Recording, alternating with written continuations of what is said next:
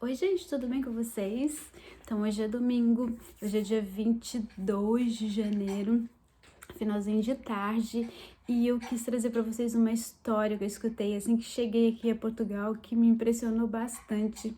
É uma história linda, uma história de amor, no entanto, também é uma história muito triste, e assim, parece um conto medieval, parece que foi um filme, uma peça de teatro, não sei.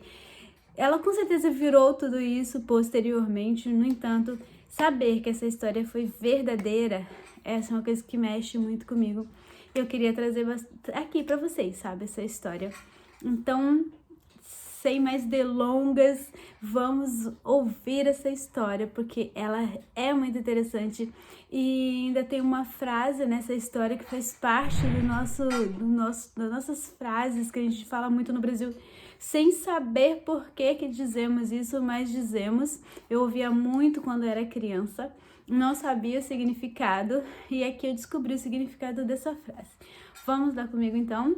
Antes de mais nada, vai deixando logo o seu like, se inscreve aqui no canal, compartilha com o pessoal que gosta de história, que gosta das coisas de Portugal, que se interessa pelas coisas que acontecem aqui do outro lado, né, no país lusitano.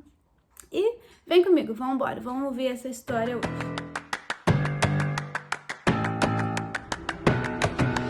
Então, essa é a história de Pedro e Inês, né? Dom Pedro I de Portugal e Inês. Eu não sei se vocês sabem, se todos sabem, mas Dom Pedro I de Portugal não é o mesmo Dom Pedro I do Brasil. Antes de mais nada, eu preciso explicar aqui para vocês isso, para que não haja essa confusão na cabeça de vocês. Não é o nosso Dom Pedro I, é o Dom Pedro I de Portugal, que ele era da primeira dinastia dos reis de Portugal. O nosso Dom Pedro, aqui em Portugal, ele é Dom Pedro IV.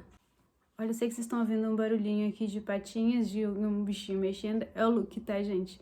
O Luke tá ali comendo a comidinha dele enquanto eu tô fazendo barulho aqui. Mas então, voltando. O nosso Dom Pedro I do Brasil, ele era primeiro no Brasil, mas aqui ele fazia parte da quarta dinastia, que era a dinastia de Bragança. Então, aqui ele era o Dom Pedro IV. O Dom Pedro I, que é sobre ele que eu vou falar hoje, ele fazia parte da dinastia de Afonsina, a primeira dinastia de Portugal. Nosso Dom Pedro é da quarta dinastia. Então, vamos lá. Essa então é uma linda história de amor entre Dom Pedro I e a dona Inês de Castro. Dom Pedro I, ele nasceu em 1320. Ele era filho do rei Dom Afonso, então herdeiro do trono de Portugal. Assim como todos sabem, né, naquela época não existia casamento por amor. As pessoas se casavam por razões políticas, porque iam deixar o reino mais poderoso, mais forte. Então, os casamentos eram arranjados entre os herdeiros da coroa, ainda quando eles eram crianças. E não foi diferente com Dom Pedro. Ele era prometido a Dona Constança Manuel. E em 1339, então, o casamento aconteceu. Dona Constança chegou em Portugal com toda a sua comitiva e entre suas damas de companhia existia uma em especial. Ela se chamava Inês, Inês de Castro. A Inês, ela era da Galícia, e a Galícia era um lugar muito próximo a Portugal e que ainda não tinha separado as línguas bem, então ela falava muito bem o português, diferentemente das outras. Então, todas as vezes que Pedro ia visitar a sua esposa, ele acabava encontrando Inês e conversava com Inês, e assim, como ela era muito bonita, chamou bastante atenção e eles se entendiam, né? Linguisticamente, conversavam, podiam conversar abertamente, e isso também fez com que ele se aproximasse mais de Inês. Lembrando que Pedro não amava Constança, ele casou com Constança porque ele foi obrigado, ele nem conhecia Constança, mas ele era obrigado a cumprir com o que era determinado pela corte e que fosse melhor para o reino, então foi por essa razão que ele casou com Constança. Ele ficava o tempo todo longe, afastado e em caças, ele gostava muito de caçar e também gostava muito de fazer poesias. Ele era um trovador, ele ia para Lisboa e ficava lá, ele, além de escrever a poesia, ele cantava essas poesias. Então ele ficava nessas coisas que ele gostava de fazer e quase nunca estava em casa. Ele ia lá mesmo só para cumprir as suas obrigações reais, que era o quê? Dar filhos à coroa, né? Dar filhos ao rei. No momento que Pedro vê Inês, ela desperta um sentimento nele ali e eles começam a ficar mais próximos, mais íntimos. E a dona Constância não ficou neutra nessa história. Ela percebeu que o marido dela estava interessado na dama de companhia. Então ela ofereceu o filho dela, né? Chamou a Inês para ser madrinha do filho, do primeiro filho, porque assim, eles como compadres não teriam nenhuma relação, porque era errado aos olhos da igreja, né? Os compadres não podiam ter nenhum tipo de relacionamento. Então ela chamou Inês para ser madrinha do seu filho. Só que infelizmente, né, o destino acho que estava meio contra a dona Constança. E então, quando que o bebê nasceu, depois de uma semana, o bebê veio a falecer. Então a Inês ficou livre desse compromisso que a Constança tinha meio que forçado ela a aceitar. Porque como que ela não aceitaria, né? Seria uma desonra para ela não aceitar. Lembrando que Inês não era só uma dama de companhia qualquer. Ela era filha de um alto fidalgo galego. Então, eles tinham também um envolvimento na corte. Não era alguém que era pego lá do povo, uma cortesã não. Ela era filha de um alto fidalgo galego, uma pessoa muito importante na corte espanhola. Então, ela não podia jamais recusar ser madrinha do filho que talvez esse filho poderia ser o futuro rei de Portugal. Como que ela poderia se recusar a ser madrinha do futuro rei de Portugal? Enfim, mas aí ela ficou livre, então, desse compromisso e pôde continuar a se encontrar com Dom Pedro. E eles continuaram se encontrando e o amor foi cada vez crescendo mais e mais. Só que esse amor dos dois incomodavam as pessoas, tanto o povo quanto a corte, que nenhum deles viam com bons olhos esse relacionamento, nem tanto pela questão do adultério, mas a questão mais aqui, lembra que eu falei que é tudo relacionado à política? O rei então resolveu tirar a Inês de Portugal, de volta para a Espanha, e ela obedeceu. Ela foi embora para a Espanha, então assim, Inês e Pedro foram separados. Só que ela foi para um lugar que era bem próximo de Portugal, e então eles poderiam continuar trocando cartas. Eles viviam trocando cartas de amor. Quando foi? Em 1345, Constança deu à luz a mais um menino, Fernando. Só que, infelizmente, ela veio morrer no parto e Pedro, mais que depressa, para ele foi uma libertação, né? Agora sim, ele poderia viver o grande amor da vida dele, já que ele tinha cumprido com suas obrigações perante o reino. Ele tinha dado filhos para a coroa e ele tinha cumprido o seu tempo ali com a sua esposa. Agora ela faleceu, ele estava livre para viver o grande amor dele com Inês. E mandou que buscasse Inês e foram os dois morarem em Coimbra. Inês e Pedro então começaram a viver juntos em Coimbra, próximo ao mosteiro de Santa Clara a Velha, o mosteiro que a avó de Pedro teria mandado construir. E ali ela viveu os seus últimos dias de vida após ela ter ficado viúva. Então Pedro foi também viver por ali perto, numa quinta próxima ali, com Inês. Eles tiveram 4 filhos e toda essa relação deles, eles eram inseparáveis, o povo em cima do rei e também a corte cobrava muito do rei que tomava uma atitude, porque eles estavam mesmo preocupados. Eu vou dizer por quê, qual é a preocupação que afligia o povo naquela época. Primeiro, o rei tinha arrumado uma outra esposa para Pedro, para ver se ele afastava ele de Inês. Ele não aceitou, ele disse que ainda estava vivendo a sua viuvez, não tinha esquecido a esposa, por isso ele não queria se casar com outra pessoa. E aí o povo começou a ficar muito preocupado, porque ele estava cada vez mais próximo de Inês, eles não queriam que Pedro ficasse com Inês. Pedro teve 4 filhos, como eu disse, com Inês, e ele tinha os filhos dele com Constança. Na verdade, dos filhos dele com Constança só ficou Fernando. E o rei tinha medo que, ao crescer, eles tramassem alguma coisa, os filhos dele com a Inês, tramassem alguma coisa contra Fernando, porque Fernando seria o filho legítimo, né, o legítimo herdeiro do trono. Então o rei e a corte também tinha medo que os filhos de Inês tramassem alguma coisa contra Fernando, matando Fernando para que eles ficassem com o trono. E como eu disse, eles faziam parte dos castelas lá da Espanha, então a Espanha tomaria o trono português, se isso acontecesse.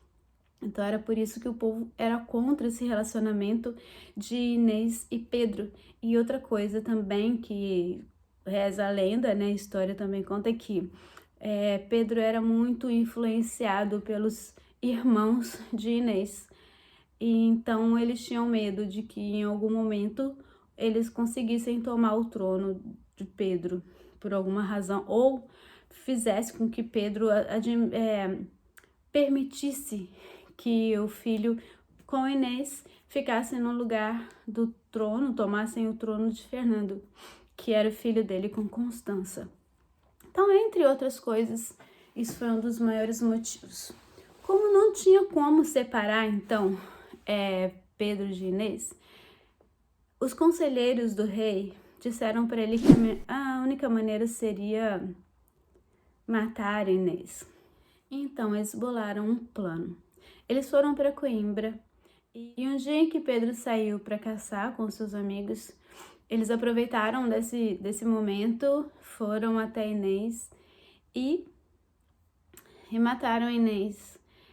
Então, dizem que onde o sangue de Inês escorreu na fonte, né, que eles mataram perto da fonte, a fonte das lágrimas, as pedras da fonte ficaram tingidas, manchadas de vermelho pelo sangue de Inês. E até hoje, se você for lá, você vai ver que as pedras ainda têm manchas vermelhas. Dizem que foi do sangue de Inês que foi derramado ali na fonte. O rei, mesmo com as súplicas da Inês e com as crianças chorando ao redor, eram seus netos, ainda assim, ele cumpriu com o que foi combinado. Inês foi morta degolada. Cortaram-lhe o pescoço. Quando Pedro chegou e soube da notícia que o pai tinha mandado matar a Inês, ele ficou muito nervoso, muito possesso mesmo, e declarou uma guerra contra o seu próprio pai. Juntou forças e foi contra o seu pai. Só que essa guerra não durou muito tempo, porque a mãe de Pedro interviu, conseguiu conversar com ele, e então ele jurou que tinha perdoado o pai e tinha perdoado os conselheiros que tinham matado a Inês. No entanto, assim que seu pai faleceu e ele assumiu o trono, ele mandou procurar, ele entrou numa caçada desenfreada atrás dos assassinos da Inês e encontrou pelo menos 2 assassinos da Inês. E o que ele fez é de dar arrepios. Ele arrancou o coração, a espada, pelo peito. E o outro, ele arrancou o coração do outro pelas costas, também com a espada. Lembrando, eles estavam vivos. Ele arrancou o coração, cortou e arrancou o coração de um pelo peito, cortou as costas do outro e arrancou o coração do outro pelas costas. E por isso ele foi chamado de justiceiro cruel. E o significado da frase que eu disse lá no início do vídeo, que dizemos muito no Brasil sem saber o significado, tá muito mesmo no nosso dito popular, é que a Inês já é morta. Dizem que Pedro disse isso aqui quando que ele assumiu o trono, que assim, agora Inês já é morta, tipo, de nada me vale o trono agora, se eu já não tenho mais a Inês para reinar comigo. É isso. E nós dizemos isso, tipo, tanto faz agora, nada mais vale a pena. Não é esse o significado da frase quando dizemos Inês é morta? Não é, tanto faz. Agora Inês é morta. É exatamente esse o significado. Pedro disse isso quando que ele tinha o trono em suas mãos, mas já não tinha mais a sua amada para reinar com ele. Após ter dado esse fim aos assassinos da sua amada Inês, ele mandou que exumassem o seu cadáver, levassem ele para a corte. Ali sentou o cadáver em um trono, colocou-lhe uma coroa na cabeça, declarou que ele tinha se casado escondido com a Inês, e ele tinha testemunhas que afirmaram isso, que ele realmente tinha se casado com a Inês. Então eles eram um casal legítimo e os filhos não eram bastardos, os filhos deles eram filhos legítimos e herdeiros do trono e foram tratados como tal a vida toda. E então ele coroou a Inês morta, e reza a lenda que ele fez com que todos os membros da corte fossem até o cadáver de Inês e beijassem-lhe as mãos em respeito. Ele mandou construir o mosteiro de Alcobaça, um lindo mosteiro mesmo, é grande, gigante, lindo esse mosteiro em Alcobaça, onde tem o túmulo dele e o túmulo de Inês. O cadáver de Inês, que estava antes em Coimbra, foi levado então para esse túmulo em Alcobaça. E quando ele morreu, ele também foi sepultado num túmulo que ele mandou fazer em Alcobaça, que fica de frente com o túmulo de Inês, porque ele dizia que assim que houvesse o juízo final, a primeira imagem que ele queria ver era ela, e a primeira imagem que ela poderia ver era o rosto dele. Não é linda essa história, gente? É uma história maravilhosa. Assim, eu acho maravilhosa, e apesar de ser triste também. Mas, gente, que amor lindo. Porque, assim, a gente ouve falar de histórias lindas que um morre e o outro casa de novo. Ok, vida que segue. Aqui não aconteceu isso, foi aquela história, sabe? De que um morre, o outro vai ficar sozinho. E ele acredita que se o túmulo deles ficarem um de frente com o outro, no juízo final, quando eles se levantarem, a primeira imagem que um vai ver é o outro. Ai, tão lindo, na verdade. Olha, essa é a história de amor e de drama também, né? Que aconteceu aqui em Portugal, de verdade. Não é uma história contada, não é fictícia, é real. Ela foi coroada rainha após a sua morte. E é isso. Então, essa é a história. Se vocês gostam de histórias assim medievais entre reis e príncipes e princesas, contem aqui no comentário, deixa aqui no comentário que eu trago mais histórias assim pra vocês. Tem várias histórias aqui, não tão bela quanto essa história de amor que eu ouvi entre Inês e Pedro, mas que também valem a pena ser ouvidas e serem contadas, tá bem? Fiquem todos com Deus, até o próximo vídeo, bye bye!